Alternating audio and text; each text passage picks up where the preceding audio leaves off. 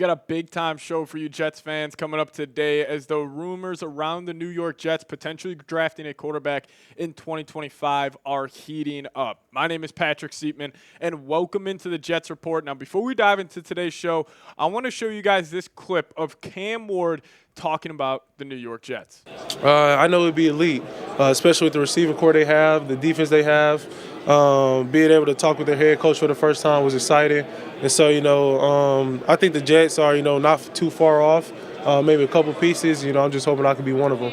Pretty awesome stuff there, I'm not going to lie. Clearly, Cam Ward has some love for the New York Jets, and I think he truly believes it. Like, he could be that missing piece for the New York Jets. We'll talk about Cam Ward. We'll talk about Shedeur Sanders on today's show. But before we dive into it, we are actually only 130 subscribers away from 3,500. If you guys aren't subscribed yet, please go down there and change it. We have a video for you guys every single day this off season. I think we're on about 22 days in a row of uploading a video around your New York Jets. So go down there, hit that subscribe button. Maybe we can reach 3.5K off today's show. So I do want to kick back to a CBS mock draft here from Mike Renner, who had the Jets trading up. And he said, compared to everyone else, they are in a bad spot to get a quarterback at number 7 if they don't make a big play. This is the class to do it, where you'll have evaluations all over the map. If the Titans aren't in love and are shopping the pick, I would be the first to call if I'm the New York Jets, because if Cam Ward hits, you are a championship caliber football team very, very quickly. Now, there's a lot of smoke about the Jets trading up for Cam Ward. Like, remember Nevin Shapiro came out on a podcast about 2 weeks ago saying he believes Cam Ward will end up playing in New York for the New York Jets, but still I have my doubts that that's what Darren Moogie and Aaron Glenn want to do. And for the main reason is, you are a first-year head coach, a first-year general manager. Are you going to just step up to the plate, swing for the fences year one? I have my doubts on that being the situation. But also, on the other hand, what if they view Cam Ward as a generational prospect, where they think Cam Ward could be the next C.J. Stroud, Jaden Daniels? Then if you truly, truly believe that, then I'll be open to the idea of the Jets trading up. But still, I have my doubts if they truly believe Cam Ward or Shedeur Sanders could be that guy. But what could a trade package look like for the Jets trading up to number 1 overall? I think it would have to take a haul, because it's not like you have a top 5 pick where, maybe it could just cost another first rounder or, 2 seconds to trade up to land either Cam Ward or Shedeur Sanders. But I think it would be the Jets obviously acquiring the first overall pick. They would give them pick 7, pick number 42, and then in 2026, they will give up a first-round pick and a third-round pick. I think this is enough to get it done. I also believe the Titans aren't in love with any of these quarterbacks, and they probably want to just get a lump of draft capital to kind of complete a true roster around that quarterback position. But who knows? What if they do like an Abdul Carter or a Travis Hunter so much? I'm sure they'll tell the Jets that, like, hey, we are in love with Abdul Carter. We're not going to move off this pick unless it's for a haul. And I think you would have to give up 2 firsts, a second, and a third to get it done. But between Cam Ward and Shedeur Sanders, it's a tough decision for me, because I think they are honestly polar opposite quarterbacks, where Cam Ward is the guy where he's in that Caleb Williams bucket, that Patrick Mahomes bucket, where he's got just a wicked arm, super quick release, can touch every blade of grass on the football field. He's actually a great leader, just the way he talks about his teammates, the way he talks about his time with Miami and Incarnate Word and Washington State is truly special. But I also do believe Shedeur has the advantage in terms of decision-making and the mental aspect of being a quarterback, and just the accuracy, which is something I value more than the arm talent. So if I was running the Jets, and let's just say they said, hey, Patrick, we want you to go get your quarterback. You can go trade up for whoever it may be.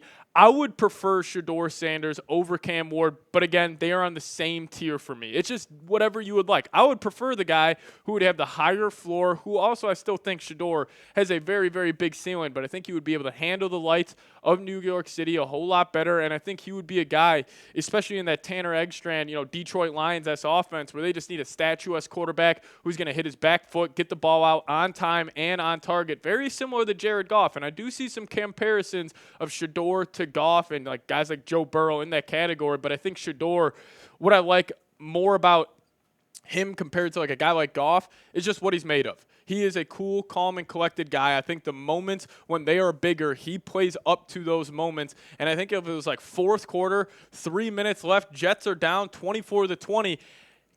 picking between Shedeur Sanders and Cam Ward to go lead that game-winning drive, I would choose Shedeur. And also Shedeur had the worst running game in college football over the last 2 seasons. Only averaged around 65 rushing yards per game. He was the most sacked quarterback in college football the last 2 years. You look at all these big-time prospects coming out. They're not from Bama. They're not from, Oklahoma, Ohio State, even though we had guys like C.J. Stroud pop. But a lot of these big quarterbacks and these star quarterbacks in the league nowadays are from these smaller schools, like Josh Allen, Mahomes going to Texas Tech. Like, there are countless amount of guys who just went to these kind of mid-major schools, and then they ended up popping in the NFL because they had to deal with a ton of adversity in college. And also Shedeur, he talked about like going from Jackson State, turning that organization around, going to Colorado, turning that team around. They were a 1-win team before Shedeur and Deion got there. I can't express how much that, for me when I'm evaluating these guys, how much that means to me, but it's a tough conversation. You guys let me know. Who would you rather have, Shedeur Sanders or Cam Ward down below?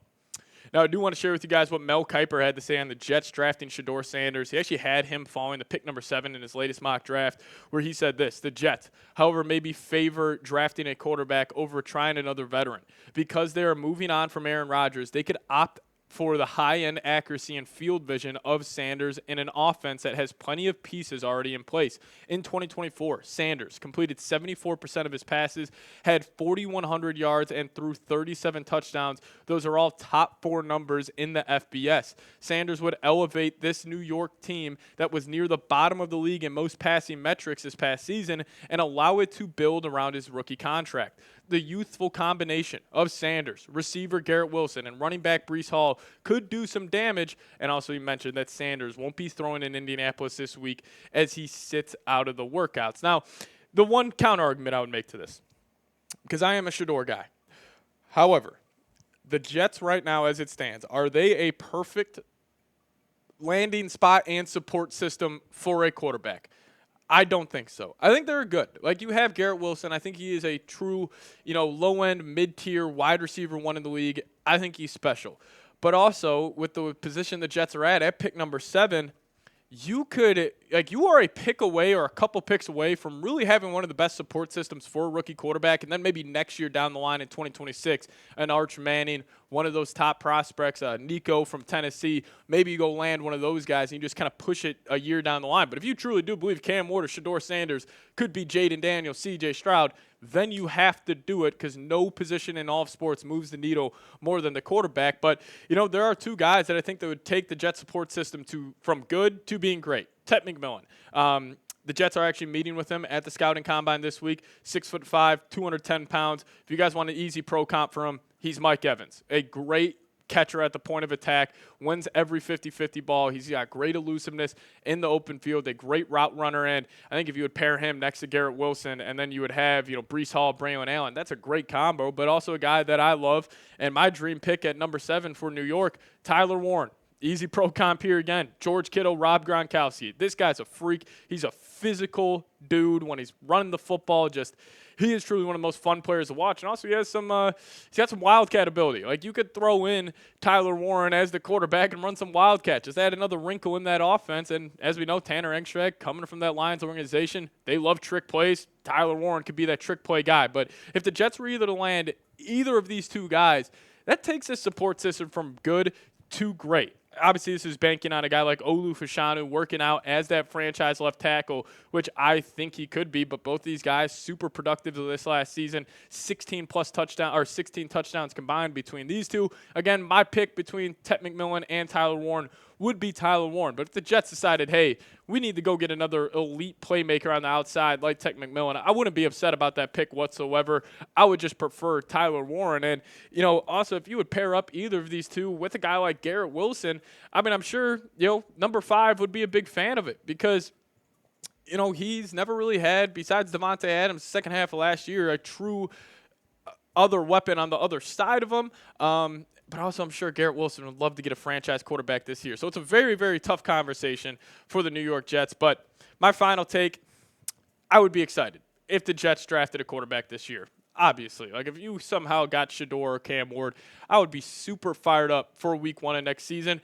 But I think they should wait 1 year.